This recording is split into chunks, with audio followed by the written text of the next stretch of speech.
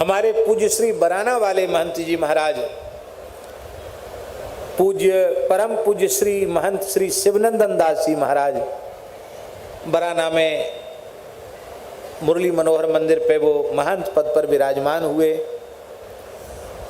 वो भी बहुत पुराने ज़माने की बात है, शायद अंग्रेजी ज़माना ही रहा होगा जिस समय महंत जी बराना मंदिर पे आकर के विराजे।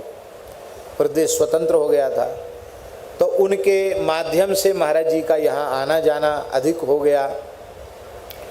बुंदेलखंड के सामान्य से सामान्य वर्ग के व्यक्तियों के यहाँ महाराज जी पधारे और आपको सुनकर आश्चर्य होगा, किराया भाड़ा भी अपना खर्च करके।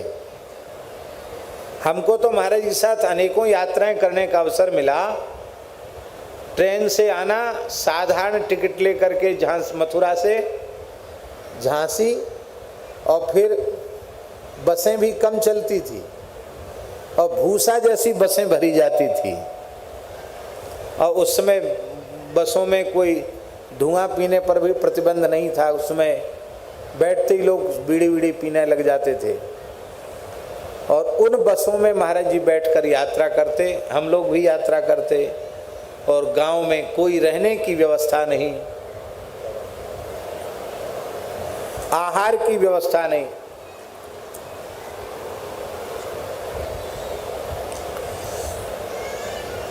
ऐसी जगहों पर भी महाराज जी ने कृपा करके पदार्पण किया। आप विचार कीजिए, श्री विष्णु हरि डालमिया जी विश्व हिंदू परिषद के अध्यक्ष थे और भारतवर्ष के बड़े उद्योगपतियों में उनका नाम था। उनके यहाँ महाराज जी की कथा निश्चित थी डालमिया हाउस दिल्ली में। और उसी समय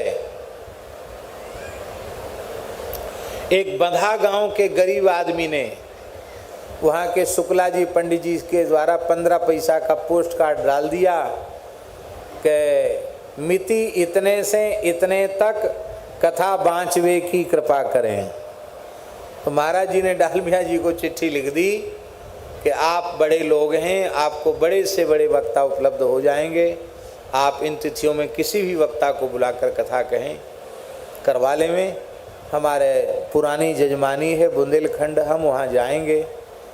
और वो इतने गरीब आदमी के यहाँ कथा कहने गए, अनिल जी, ऐसे गरीब आदमी के यहाँ, उसके यहाँ व्यवस्था भी नहीं थी, एक टपरा पड़ा था। और अब पंडित जी भी कोई पाठ करेंगे तो उनको दक्षिणा देनी पड़ेगी और दक्षिणा की व्यवस्था बेचारे के पास थी नहीं। तो शरीर के पिताजी को महाराज जी ने कहा, चिट्ठी लिख दी कि तुम पाठ करने आ जाना। वो सरकारी अध्यापक थे, उनको छुट्टी मिली नहीं तो तनख्वाह कटा करके वो पाठ में रहे, तनख्वाह कटा के पाठ में रहे।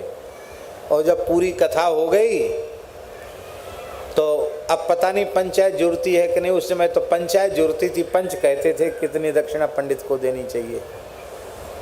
तो पंचों ने कहा, भैया बड़े महात्मा आए वृंदावन से, क्या दक्षिणा दोगे? तो वो भगत बोले, बधा गांव के टूड़ा माते हैं, वो बोले कि 500 रुपया दक्षिणा देंगे हम, पर 250 इस बार और 250 अगली फसल में। बोलो वृंदावन बिहारी। और पंच कह रहे थे कि नहीं तुम 500 दो। बोले भैया हम कुछ ब्राह्मण भी जिमाने पड़ेंगे, इतनी व्यवस्था हम पे नहीं है, हम 250 ही देंगे। महाराज जी के कान में बात पहुंच गई। महाराज जी ने भगत को बोला, बोले किसी के बहकाने में मत आना, कथा की दक्षिणा 1.25 रुपया होती है। दक्षिणा एक नियम है, तो 1.25 रुपया देने से नियम पूरा हो जाएगा। और अगले साल का वादा मत करो कि अगले 250 नहीं, तुम्हारे 1.25 रुपया में ही पूरी कथा हो गई, पूरी दक्षिणा हो गई। और तुम प्रेम से गांव को जिमाओ चाहे ब्राह्मणों को जिमाओ। ऐसी उदारता पूर्वक उन्होंने इस क्षेत्र के ऊपर कृपा की। यहाँ कुछ कपड़ा लत्ता कुछ कोई देता तो यहीं गरीबों में बांट के चले जाते।